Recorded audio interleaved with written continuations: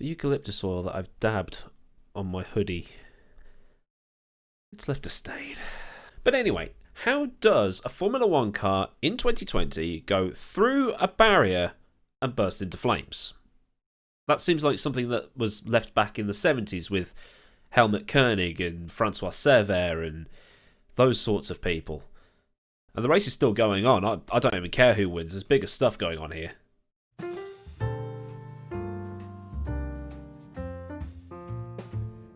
So Romain Grosjean has managed to walk away, sort of, from a massive accident at the Bahrain Grand Prix that virtually everyone on the Twitter sphere has been asking the same question about. From Ed Straw to Jimmy Broadbent to Jess McFadden and yours truly. How? How does a modern Formula 1 car go through a barrier, get the rear end ripped off, and then burst into flames?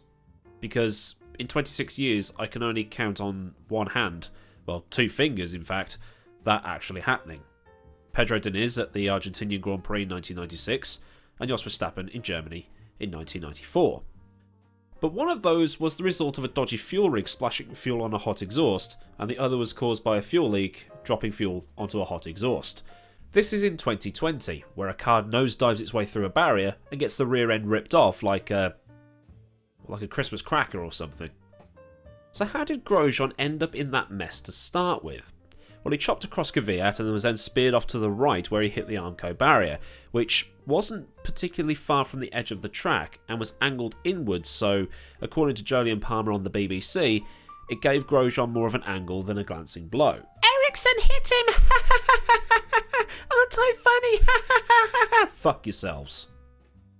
The end result was the front end, with Grosjean on fire, ended up on the other side of the barrier, and the rest of the car, so basically the rear end of the car, was on the side closest to the track, which it's something nobody's ever seen before. At some point during the accident, the fuel tank must have ruptured, and these things are lined with Kevlar to stop this thing from happening. Think the Concorde crash when the fuel tank was ruptured by a piece of another aircraft, and then they fixed it by putting Kevlar lined fuel tanks in. And lots of people are asking another question. How the hell was Grosjean able to get out of the car and away from the burning wreck? Adrenaline. Lots and lots and lots of adrenaline. And the human body's self-preservation reactions. But while he was able to get out, it's thought that he's got at least one broken rib, damage to his wrist, and he's got burns on his hands and ankles. And with his Haas seat gone for next season, well, we're looking at a potentially career-ending crash here, because after going through that, why would you want to do IndyCar? 230 miles an hour into a concrete wall. Sebastian Bourdais can tell you how bad that is. The halo saved Grosjean's life today, and that's not an overreaction. It definitely did.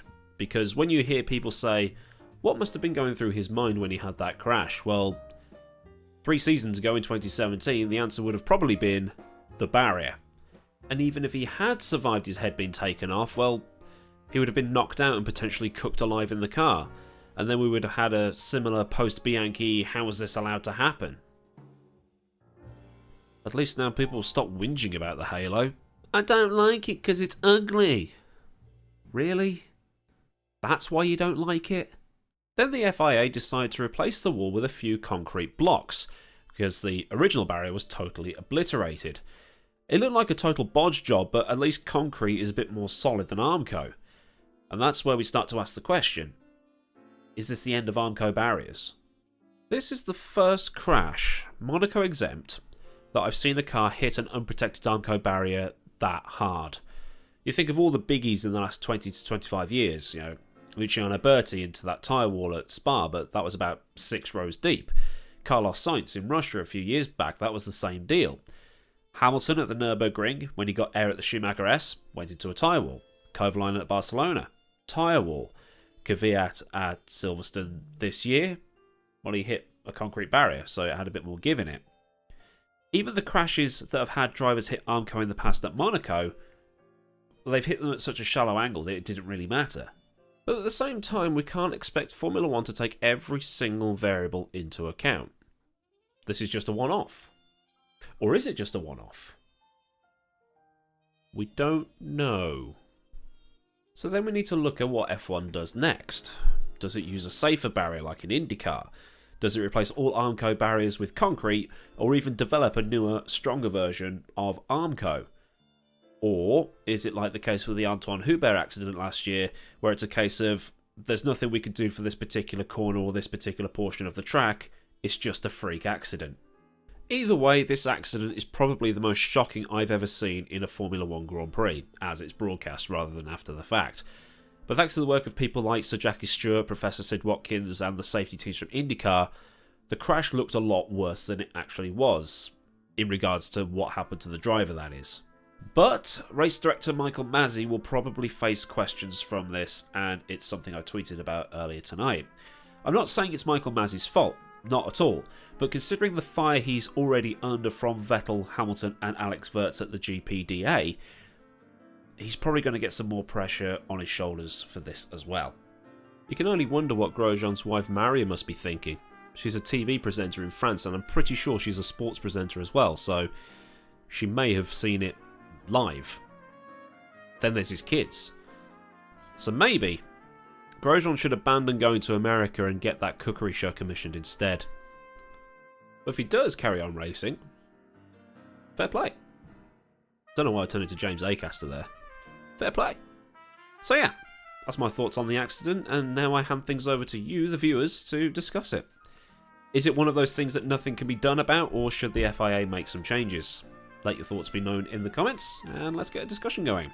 So if you think I've made some good points, make that thumb point up in a vertical fashion, and if you want more motorsport discussion pieces, then hit subscribe so you get all the latest.